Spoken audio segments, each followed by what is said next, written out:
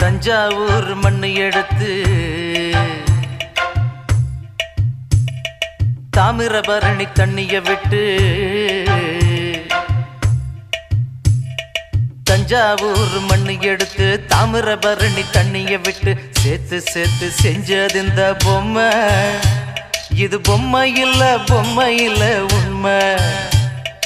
எத்தனையோ பொம்மை செஞ்ச கண்ணம்மா,